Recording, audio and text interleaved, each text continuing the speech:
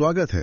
आज हम गणित की दुनिया में उतर रहे हैं और हमारा विषय है ज्यामिति का वो पहला अध्याय जो कई लोगों के लिए सिर दर्द बन जाता है, समरूपता यानी सिमिलैरिटी। और कई लोगों के लिए ज्यामिति का सबसे दिलचस्प अध्याय भी यही है। हमारे पास महाराष्ट्र बोर्ड की 10वीं कक्षा की गणित 2 की पाठ्यपुस्तक के कुछ पन्ने हैं जिन पर किसी ने बड़ी मेहनत से नोट्स बनाए हैं। हमारा मिशन साफ है, 2026 की बोर्ड परीक्षा के लिए इस अध्याय को इस तरह समझना कि कोई भी सवाल मुश्किल ना लगे। हम प्रैक्टिस सेट 1.1 से 1.4 तक हर एक कॉन्सेप्ट की गहराई में जाएंगे। बिल्कुल। और मैं शुरू में ही एक बात साफ कर दूं, इस पूरे अध्याय की एक ही कहानी है, अनुपात यानी रेशियो। हर प्रमेय, हर सूत्र बस इसी एक विचार को अलग अलग तरीके से इस्तेमाल करता है। अनुपात? हाँ, चाहे वो क्षेत्रफल हो, समांतर रेखाएं हो या फिर खुद समरूपता, सब कुछ अनुपात का ही खेल है। अगर ये बात समझ आ गई तो पूरा अध्याय आसान है। चलिए फिर अनुपात के इस खेल को समझना शुरू करते हैं। सबसे पहला है प्रैक्टिस सेट 1.1 जो दो त्रिभुजों के क्षेत्रफलों के अनुपात की बात करता है। इसका मूल मंत्र क्या है? इसका एक ही मास्टर फॉर्मूला है जो पूरे प्रैक्टिस सेट को चलाता है। वो ये है कि किन्हीं भी दो त्रिभुजों के क्षेत्रफलों का अनुपात उनके आधार और समगत ऊंचाई के गुणनफलों के अनुपात के बराबर होता है। थोड़ा लंबा है। आसान भाषा में अगर पहले त्रिभुज का एरिया A1, आधार B1 और ऊंचाई H1 है और दूसरे का A2, B2, H2 है, तो फॉर्मूला बनेगा A1A2 is equal to B1H1 divided by B2H2। बस। ओके, तो ये मास्टर फॉर्मूला है। लेकिन मैंने देखा है कि प्रैक्टिस सेट के ज्यादातर सवालों में या तो ऊंचाई बराबर होती है या आधार। तो क्या ये फॉर्मूले के शॉर्टकट हैं? एकदम सही पकड़ा। यहीं पर सवाल चुटकियों में हल होते हैं। इसके दो खास केस हैं। पहला केस, जैसा आपने कहा, जब दोनों त्रिभुजों की ऊंचाई बराबर हो। अच्छा। तब फॉर्मूले में ऊपर और नीचे से H कट जाएगा, है ना? हाँ, H1 और H2 बराबर हैं, तो वो कैंसिल हो जाएंगे, बचेगा सिर्फ B1 B2। बस, तो नियम बन गया। अगर ऊंचाई समान है तो क्षेत्रफलों का अनुपात सीधे उनके आधारों के अनुपात के बराबर होगा। A1 A2 बराबर B1 B2। और दूसरा केस भी फिर ऐसा ही होगा, अगर आधार समान हुआ तो फिर B कैंसिल हो जाएगा और अनुपात ऊंचाइयों के बराबर होगा, यानी A1 A2 बराबर H1 H2। ये तो सच में काफी सीधा है। बिल्कुल। हमारे स्रोत्र में प्रैक्टिस सेट 1.1 के प्रश्न 2 पर VVIMP लिखा है। ये इसका एक बेहतरीन उदाहरण है। इसमें डेल्टा ABC और डेल्टा ADB का अनुपात निकालना है। हाँ, मैंने देखा। आकृति को ध्यान से देखें तो BC और AD दोनों रेखा AB पर लंब है, मतलब परपेंडिकुलर। तो इसका मतलब क्या हुआ? इसका मतलब दोनों त्रिभुजों ABC और ADB के लिए ऊंचाई एक ही है, रेखा AB। तो यहाँ पहला वाला शॉर्टकट लगेगा। एकदम सही। चूंकि ऊंचाई समान है तो क्षेत्रफलों का अनुपात सीधे उनके आधारों के अनुपात के बराबर होगा, यानी area of delta ABC area of delta ADB बराबर BC AD। बिल्कुल। सवाल में BC 4 और AD 8 दिया है, तो अनुपात हुआ 48 यानी 1:2। 2 स्टेप में जवाब आ गया। इसी तरह प्रश्न 5 पर भी लिखा है कि ये पूरा सवाल ही महत्वपूर्ण है। ये इतना खास क्यों है? क्योंकि ये सवाल एक ही आकृति में सारे कॉन्सेप्ट्स की परीक्षा ले लेता है। ये परखता है कि कोई आधार और ऊंचाई को सही ढंग से पहचान पा रहा है या नहीं। अच्छा। जैसे अगर मैं पूछूं ट्रायंगल PBC और ट्रायंगल ABC का अनुपात, तो दोनों का आधार BC समान है पर ऊंचाइयां अलग हैं। लेकिन अगर मैं पूछूं ट्रायंगल ABC और ट्रायंगल ADC का अनुपात, तो उनकी ऊंचाइयां समान है।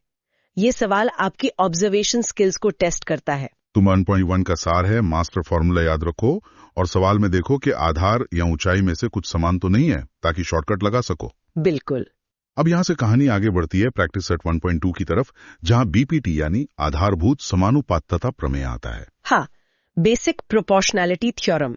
और ये प्रमेय ज्यामिति के सबसे शक्तिशाली प्रमेयों में से एक है। अच्छा। ये कहता है यदि किसी त्रिभुज की एक भुजा के समांतर खींची गई रेखा उसकी अन्य दो भुजाओं को दो अलग अलग बिंदुओं पर काटे, तो वो रेखा उन दोनों भुजाओं को समान अनुपात में विभाजित करती है। मतलब एक समांतर रेखा एक फेयर डिवाइडर की तरह काम करती है। एकदम। और इसका एक विलोम यानी उल्टा भी है।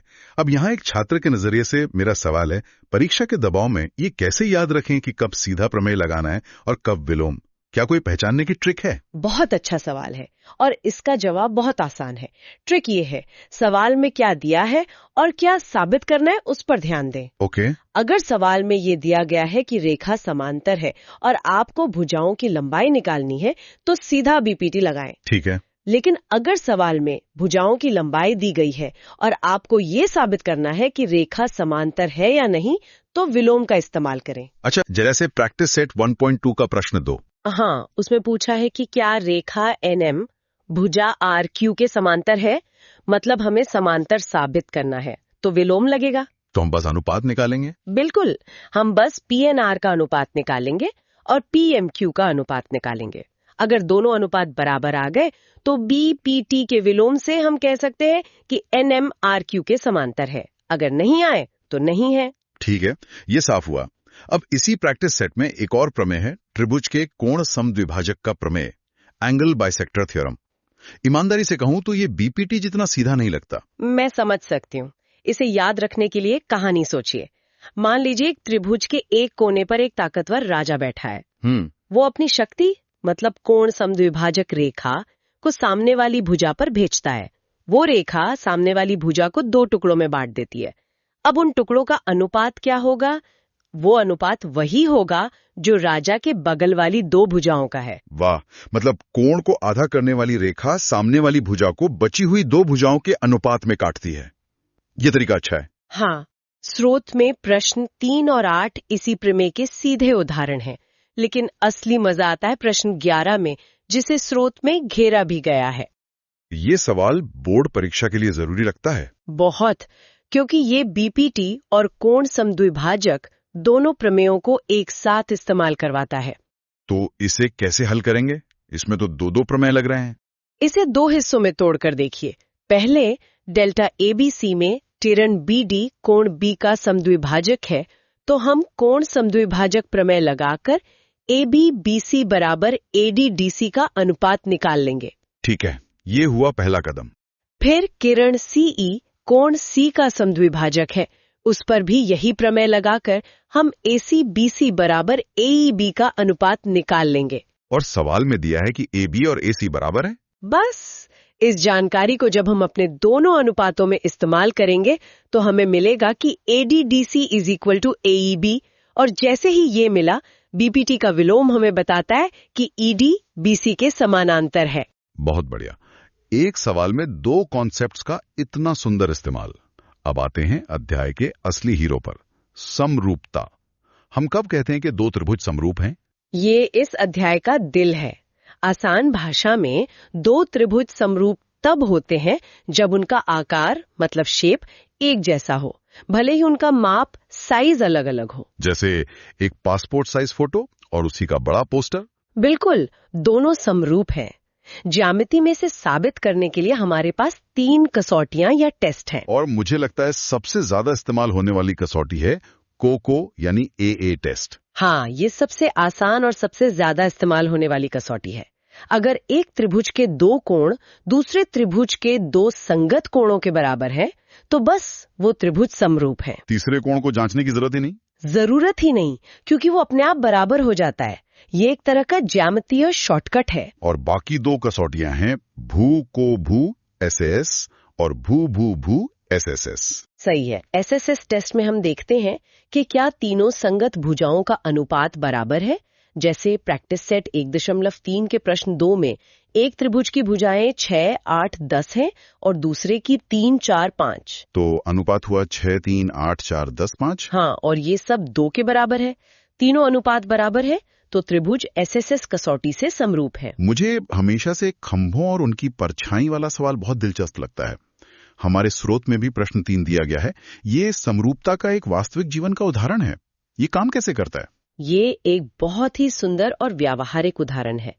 सवाल है कि एक 8 मीटर और एक 4 मीटर का खंभा है छोटे वाले की परछाई 6 मीटर है तो बड़े वाले की कितनी होगी? और यहाँ समरूपता छिपी हुई है। बिल्कुल, मुझे 2 त्रिभुज तो दिख रहे हैं, एक बड़े खंबे और उसकी परछाई से बना, दूसरा छोटे खंबे और उसकी परछाई से। तो इन दोनों त्रिभुजों में कुछ बराबर है क्या? पहली बात, दोनों खंबे जमीन पर सीधे यानी 90 डिग्री पर खड़े हैं, तो दोनों त्रिभुजों में एक एक कोण 90 डिग्री का हो गया। ठीक है, एक कोण मिल गया, दूसरा कहां से लाएं? दूसरा कोण सूर्य देता है। चूंकि दोनों परछाइयां एक ही समय पर बन रही हैं, तो सूर्य की किरणें जमीन के साथ दोनों जगह एक ही कोण बनाएंगी, जिसे उन्नयन कोण कहते हैं। सही कहा। तो हमें दूसरा कोण भी बराबर मिल गया। अरे वाह, तो 2 कोण बराबर हो गए, मतलब ए कसौटी लग गई और दोनों त्रिभुज समरूप हो गए। बस, और जैसे ही त्रिभुज समरूप साबित हो जाते हैं, उनकी सबसे बड़ी ताकत सामने आती है। उनकी संगत भुजाओं का अनुपात बराबर होगा। तो हम लिखेंगे छोटे खंबे की ऊंचाई छोटे खंबे की परछाई बराबर बड़े खंबे की ऊंचाई बड़े खंबे की परछाई। बिल्कुल, मान रखने पर 46 = 8x। इसे हल करने पर x = 12 मीटर आ जाता है। यह सवाल दिखाता है कि समरूपता सिर्फ कागज पर नहीं बल्कि असल दुनिया में भी काम करती है। कमाल है।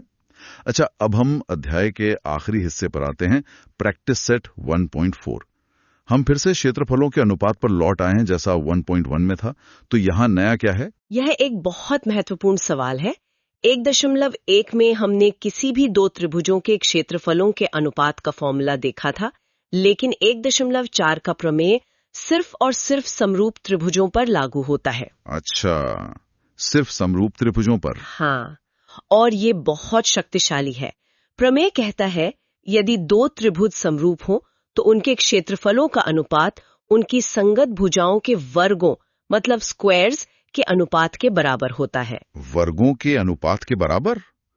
मतलब अगर 2 समरूप त्रिभुजों की भुजाओं का अनुपात 2.3 है तो उनके क्षेत्रफलों का अनुपात 4.9 होगा। ये तो काफी बड़ा फर्क है। बिल्कुल, यही इस प्रमेय की खासियत है।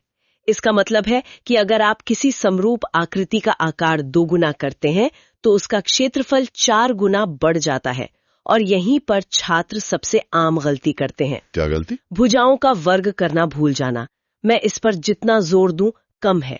परीक्षा की जल्दी में विद्यार्थी क्षेत्रफलों के अनुपात को सीधे भुजाओं के अनुपात के बराबर लिख देते हैं, जबकि वो भुजाओं के वर्गों के अनुपात के बराबर होता है। ये तो इस पूरे अध्याय का सबसे बड़ा ट्रैप हो सकता है। बिल्कुल, हमेशा याद रखें क्षेत्रफल मतलब वर्ग। ठीक है, तो इसे गांठ बांध लेना है। तो अगर हम पूरे अध्याय को संक्षेप में देखें तो हमारे पास 4 मुख्य हथियार हैं। 1.1 का क्षेत्रफल अनुपात फॉर्मूला, 1.2 का बीपीटी और एंगल बाइसेक्टर प्रमेय, 1.3 की समरूपता की कसौटियां और 1.4 का समरूप त्रिभुजों के क्षेत्रफल का प्रमेय। स्रोत में दिए गए निशानों के आधार पर परीक्षा के सबसे ज्यादा ध्यान किस पर देना चाहिए? स्रोत के निशान बिल्कुल सही दिशा दिखा रहे हैं। प्रैक्टिस सेट 1.1 से आधार और ऊंचाई के संबंध वाले सवाल, प्रैक्टिस सेट 1.2 से बीपीटी और कोण समद्विभाजक के मिले जुले सवाल जैसे प्रश्न 11, प्रैक्टिस सेट 1.3 से समरूपता साबित करने वाले व्यवहारिक सवाल जैसे वो खंभे वाला, और प्रैक्टिस सेट 1.4 से क्षेत्रफल और भुजा के वर्ग वाले सवाल और प्रमेयों को सिद्ध करना। हाँ, एक और सलाह, बोर्ड परीक्षा में कई बार प्रमेयों को सिद्ध करने के लिए भी कहा जाता है, इसलिए बीपीटी और समरूप त्रिभुजों के क्षेत्रफल के प्रमेय की उत्पत्ति मतलब प्रूफ को लिखकर अभ्यास करना बहुत जरूरी है। वाकई ये एक बहुत गहरी और उपयोगी चर्चा थी। हमने समरूपता अध्याय के हर पहलू को छुआ, फॉर्मूलों के पीछे का तर्क समझा और परीक्षा के लिए क्या महत्वपूर्ण है ये भी जाना। सही है, ये अध्याय सिर्फ त्रिभुजों के बारे में नहीं है, ये अनुपात और पैमाने की समझ के बारे में है। सही कहा। और अंत में विचार करने के लिए एक बात छोड़ जाती हूँ। बताइए। क्या कभी सोचा है कि आपके फोन पर मौजूद गूगल मैप्स या किसी बिल्डिंग का आर्किटेक्चरल ब्लूप्रिंट कैसे काम करता है? जब आप मैप पर जूम इन या जूम आउट करते हैं तो शहर का आकार बदलता है लेकिन उसका नक्शा वैसा ही रहता है। हाँ, अनुपात वही रहता है। बिल्कुल, सड़कें, गलियां, इमारतें सब कुछ सही अनुपात में रहती हैं। ये सब कुछ समरूपता के सिद्धांत पर ही आधारित है, जहां एक छोटी सी छवि या नक्शा वास्तविक दुनिया की विशाल संरचना को सटीक अनुपात में दर्शाता है। ज्यामिति की ये शाखा असल में हमारी दुनिया को कागज पर समझने और बनाने का एक पैमाना है।